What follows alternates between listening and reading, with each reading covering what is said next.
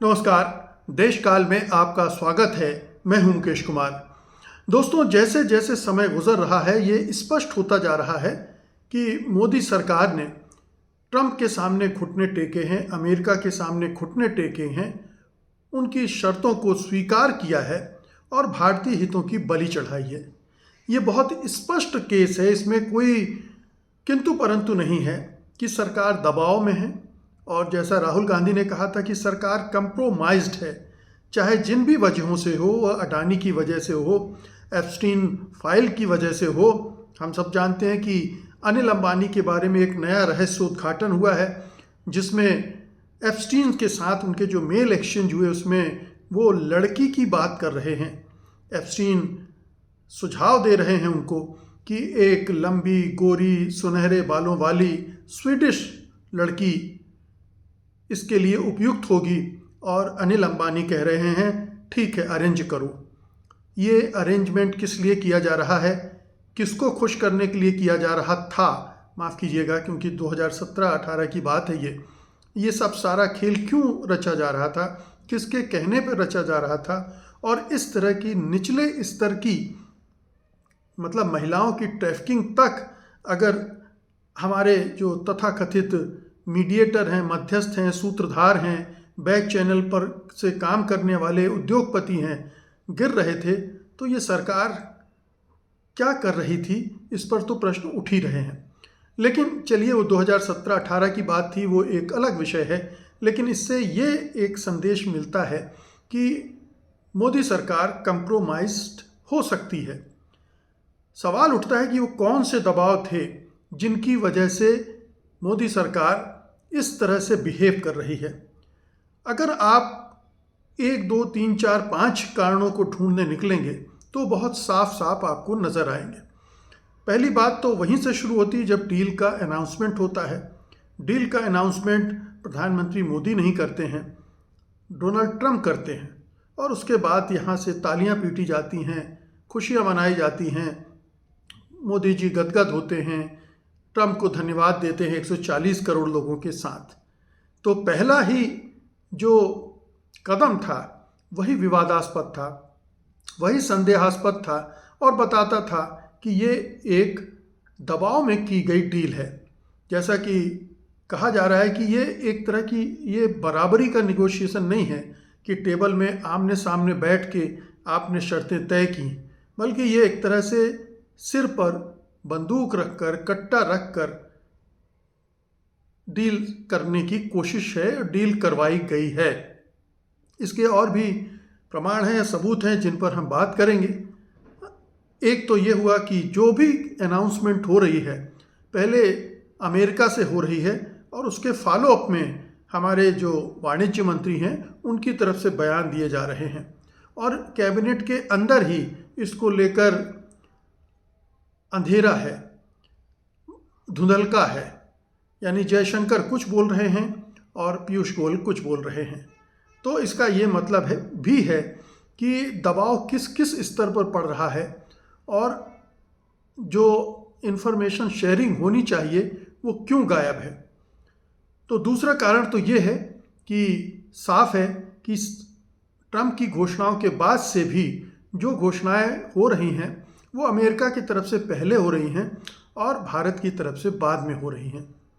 तीसरा कारण इसका लीजिए, तीसरा कारण ये है कि हम ये देख रहे हैं कि जो भी सूचनाएं या जानकारियां शेयर की जा रही हैं वो आधी अधूरी हैं। अव्वल तो ये बड़ा दिलचस्प है कि ट्रंप साहब जिसको डील कह रहे हैं, भारत सरकार उसे फ्रेमवर्क एग्रीमेंट कर रही, इंटरिम फ्रेमवर्क एग्रीमेंट कह रही। वो डील से इनकार नहीं कर रही। वो ये नहीं कह रही है कि अमेरिका के साथ कोई डील नहीं हुई है, बल्कि वो इसे फ्रेमवर्क एग्रीमेंट कह रही है, इंटरिम फ्रेमवर्क एग्रीमेंट कह रही है। और अगर ये इंटरिम फ्रेमवर्क एग्रीमेंट है तो फिर इसके लिए भारत में जश्न क्यों मनाया जाना चाहिए? क्यों प्रधानमंत्री इसके लिए एनडीए के सांसदों से शॉल ओढ़कर ये कह रहे हैं कि ऐतिहासिक डील हो गई है? तो ये दो मुहापन एक और संदेह प्रकट करता है कि मोदी सरकार, प्रधानमंत्री मोदी ज़बरदस्त दबाव में हैं और वो खुलकर बोल नहीं पा रहे हैं कि ये डील असल में डील है या केवल फ्रेमवर्क एग्रीमेंट है। जो डोनाल्ड ट्रंप ने एक फ़ोन कॉल किया उनको और उसके बाद उन्होंने घोषणा कर दी और प्रधानमंत्री मोदी के लिए ये मजबूरी हो गई कि वो डील को डील कहें। बेशक वो डील ना हुई हो या आधी अधूरी हुई हो, कुछ चीज़ें तय हुई हो, बहुत सारी चीज़ें तय होना बाकी हो गई हो, लेकिन उन्होंने उसको स्वीकार कर लिया। तो ये एक तरह से देश को गुमराह करना हुआ, धोखे में रखना हुआ कि डील हुई नहीं और पूरे देश को बता दिया कि डील हुई है। अब इसके बाद आइए चौथे कारण पर कि अगर डील हुई है तो फिर उसके विवरण खुलेआम पारदर्शिता के साथ सरकार सामने क्यों नहीं रख रही है? क्यों वो 72 करोड़ किसानों और मजदूरों के मन में जो आशंकाएं पैदा हो गई हैं कि इस डील से उनके पेट पर लात मारी जाएगी, अमेरिका से कृषि उत्पाद जैसे कॉर्न, सोयाबीन, ज्वार, वॉलनट्स, आलमंड्स, फ्रूट्स बाज़ार में डंप किए जाएंगे जो कि पूरी तरह से सब्सिडाइज्ड होते हैं। अमेरिकी किसानों को 65 लाख रुपए सालाना तक की सब्सिडी दी जाती है और हमारे यहाँ जो किसानों को सब्सिडी मिलती है वो चंद हज़ार की होती है। तो ऐसे सब्सिडाइज प्रोडक्ट से हमारे किसान किस तरह से मुकाबला करेंगे, इस बारे में ये सरकार चुप है, कुछ भी नहीं बोल रही है।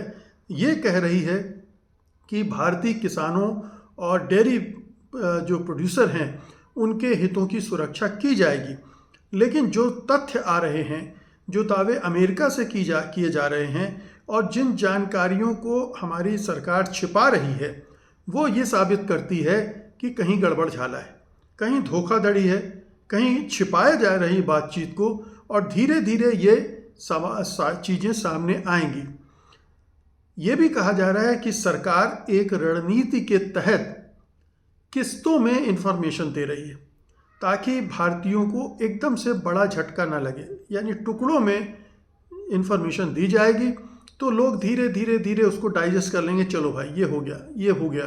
तो वो जो उफान उठना था एकदम से डील के बाद, अगर ये घोषणा कर दी जाए कि जो अमेरिका के किसानों के प्रोडक्ट भारत में आएंगे बिना किसी ड्यूटी के, ज़ीरो ड्यूटी के, तो ये एक भारतीय किसानों के लिए तबाही का सबब होंगी और किसान तुरंत मैदान पर उतर पड़ेंगे। हालांकि 12 फरवरी को वो राष्ट्रव्यापी हड़ताल करने जा ही रहे हैं क्योंकि उन्हें पूरी शंका है कि ये सरकार उनके साथ धोखाधड़ी करने जा रही है।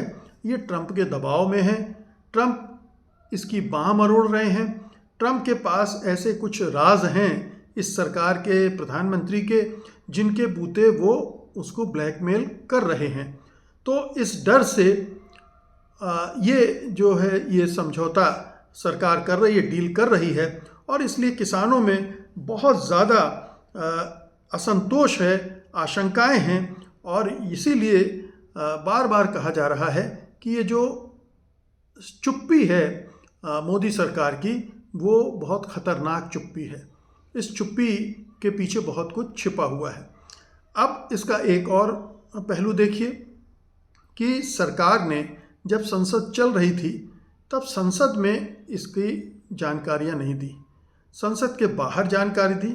संसद के अंदर केवल एक स्टेटमेंट पीयूष गोयल ने दे दिया, उसमें भी उसने साफ साफ उन्होंने नहीं कहा कि कृषि प्रोडक्ट्स और डेयरी प्रोडक्ट्स के मामले में क्या स्थिति है।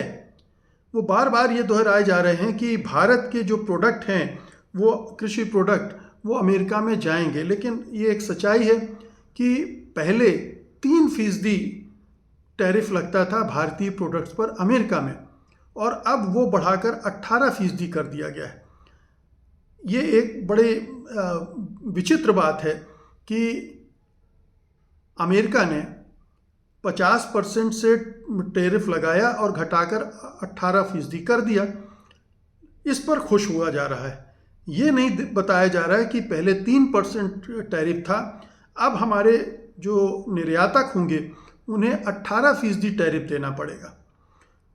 पीयूष गोयल कुछ चीज़ों की बात कर रहे हैं, उनसे वो ऐसे प्रोडक्ट हैं जिन पर पहले ही अमेरिका में 0% टैरिफ था और वो लगभग 40% ऐसे प्रोडक्ट्स हैं।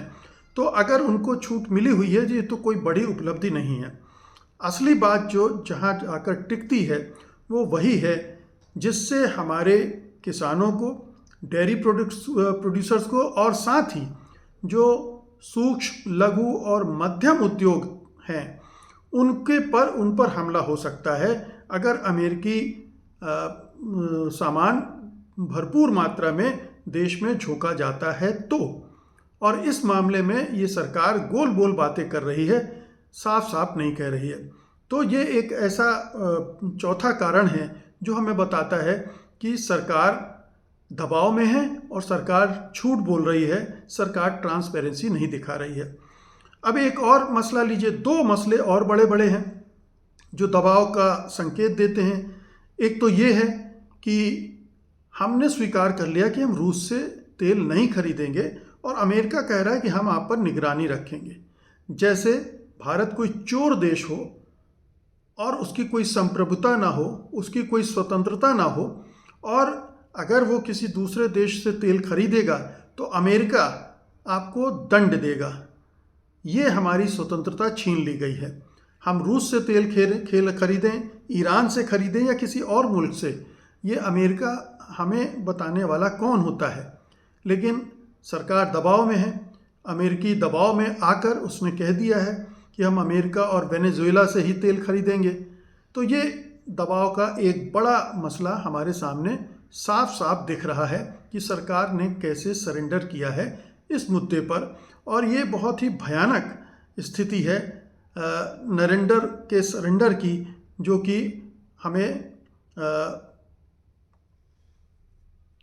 बताता है कि सरकार दबाव में है और झूठ बोल रही है। फिर खड़गे ने भी सवाल किया है कि has India compromise under US pressure.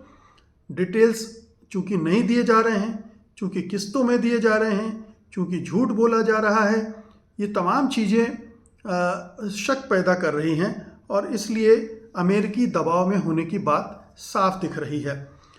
साफ इसलिए भी दिख रही है कि भारतीय पक्ष, चाहे वो पीयूष गोयल हों, जयशंकर हों या फिर खुद प्रधानमंत्री मोदी हों, उन्होंने अभी तक जो ट्रंप और उनकी जो सहयोगी और अधिकारी हैं उनके तरफ से किए गए दावों का एक भी बार खंडन नहीं किया है।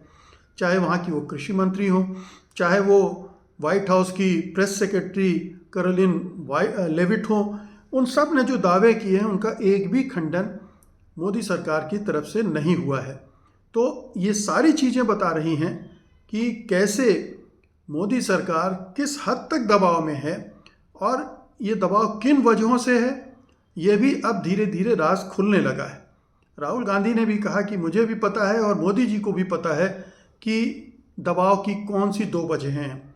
अडानी और एप्स्टीन फाइल्स, जिनको लेकर जो ट्रंप हैं वो इस सरकार को या प्रधानमंत्री मोदी को ब्लैकमेल करने की स्थिति में है और ब्लैकमेल कर रहे हैं, और सरकार उस ब्लैकमेल से ब्लैकमेल हो रही है, उस दबाव से। और ये पूरी तस्वीर कुल मिलाकर यही दिख रही है। तो इतने सारे, और फिर एक और बड़ा पॉइंट ये है कि सरकार ने कहा, ट्रंप ने दावा किया है कि भारत अगले 5 सालों में $500 बिलियन का माल अमेरिका से खरीदेगा। अब ये $500 बिलियन का माल अमेरिका से क्यों खरीदेगा, और अगर अमेरिका से $500 बिलियन का माल खरीदेगा भारत, तो फिर वो जो ट्रेड बैलेंस है वो तो अमेरिका के पक्ष में झुक जाएगा। तो ऐसी डील करने का क्या फ़ायदा कि जो अमेरिका के पक्ष में झुक जाए और हमारे किसान भी सफ़र करें, डेयरी उत्पादक भी सफ़र करें और हमारे उद्योग धंधे भी सफ़र करें। और ये इतना माल, अगर $500 बिलियन का माल अमेरिका भारतीय मार्केट में पटक देगा, डंप कर देगा, तो भारतीय मार्केट का क्या होगा, भारतीय उत्पादकों का क्या होगा, भारतीय किसानों मजदूरों का क्या होगा, ये सब सोचने वाली बात है। इस बारे में अभी तक मोदी सरकार ने कोई क्लैरिटी नहीं दी है, उसने इनकार नहीं किया है कि उसने ऐसा कोई वादा ट्रंप को किया है कि वो $500 बिलियन का माल खरीदेगा। भारत में यहाँ जो अंधभक्त हैं वो बड़े खुश हो रहे हैं कि अमेरिका ने पाकिस्तान पर 19% टैरिफ लगाया है और भारत पर 18% टैरिफ लगाया है। लेकिन वो ये बात नहीं करते हैं कि पाकिस्तान ने ऐसा कोई वादा नहीं किया है कि वो $500 बिलियन या 200 या 300 बिलियन का सामान अमेरिका से खरीदेगा। तो भारत ने जो 1% का कंसेशन लिया है, क्या उसके एवज में ये $500 बिलियन का सामान खरीदने का एक आत्मघाती समझौता भी कर लिया है, ये शर्त भी स्वीकार कर ली है? तो इस ओर भी देखना चाहिए।